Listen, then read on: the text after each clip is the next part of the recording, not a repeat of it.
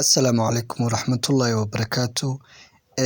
Walaalayaal sidee ayay Canada u qaadan kartaa qof IELTS ama luqadda Englishka aan shahaado ka wadan in uu ku tago scholarship wadanka Canada? Waa su'aal muhiim ah, waana su'aal loo helay xal oo jawaabteeda la hayo.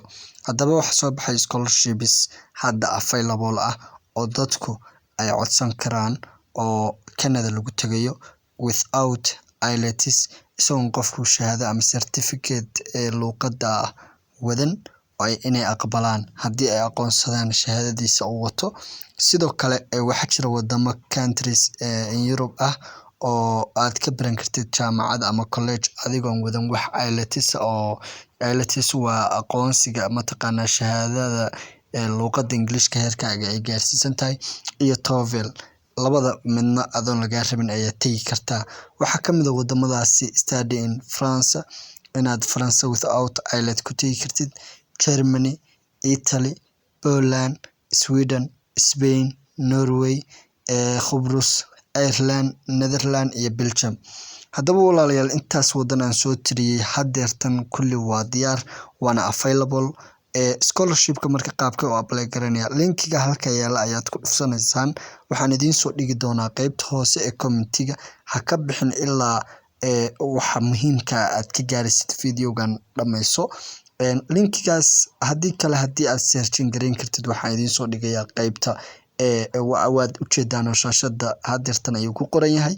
Waad ka qaadan kartaan oo waad searching gareyn kartaan. Haddii kalena linkiga ana idin la wadaagaya qaybta commentiga channelkan subscribe saaro. Sidoo kale ka u searching gareynaysaa markaad rabtid inaad searching gareysid waxaa qoraysaa www.scholarshipsint.com www.scholarshipsint.com marka waxaa ku soo baxaya scholarships international fully funded oo mataqaanaa lacagtooda la wada bixinayo oo mataqaanaa full scholarship aan ahayn wax qaybna adigu iska bixinaysid qaybna lagaa bixinayo. Markii sidaan ay kugu soo baxdo wadamo badan ayaa bixinaya oo mataqaanaa scholarshipska sanadkan waliba waqtigan bishan aynu ku guda jirno la apply gareyn karaa. Laakiin hadda aan targetkeena saarno Canada. Si aad ula socotid barnaamijkan marka waxaan kaa codsanaynaa inaad like saartid, subscribe na dhahdid, linkiga hoose aan kuu soo dhigano commentkana la socotid. Qaabkee marka u buuxinaynaa ama mataqaanaa u dalbanaynaa maadaama dalal badan bixinayaan waa searching gareynaynaa wadanka aan rabno. Waxaan ku qoraynaa search meel ay ku qoran tahay Canada scholarships. Kadib markaad searching gareysid waxaa kuu soo baxaya wixii Canada kaliya ku saabsan jaamacadaha Canada ee bixinaya scholarshipska. Marka hadda waa kana wuxuu ku leeyahay waxaad study in Canada without IELTS. IELTS waxa waaye inaad haysan shahaado ama certificate cadeynaysa luqadaada heerka ay gaarsiisan tahay ama in luqadaada luqadda Englishka si fiican uga hadli kartid.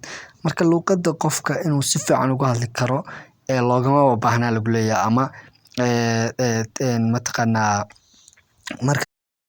marka listiga jaamacadaha Canada mataqaanaa without IELTS lagu geli karo halkan diyaarka ku ah ayaad mid ka mid ah dooranaysaa.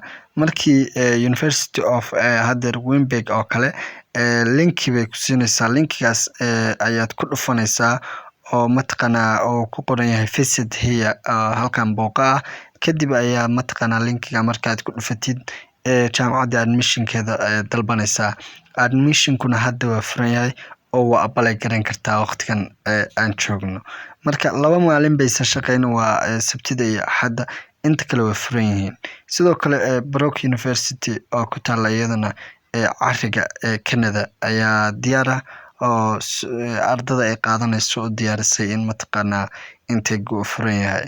Marka qofkii raba inuu wax ka barto oo mataqaanaa wadamadaas aado si su'aalaha hadhow ay noogu soo gudbinayaan ama wax caqabada ku noqda mataqaanaa ay noogu soo gudbiyaan waa in commentiga hoose aad noogu soo qortaan su-aalaha maskaxdiina ka guuxaya wadamada badanna wadanka aad rabtaan aad ka dooran kartaan sidoo kalena meelaha mataqaanaa idinkaga diidaan ama mataqaanaa dhibaatada idinkaga timaada annaga noo soo gudbiya annaga idinka caawinayna waadna ku mahadsantihiin fadlan muuqaalkan like saar subscribe na channelka saar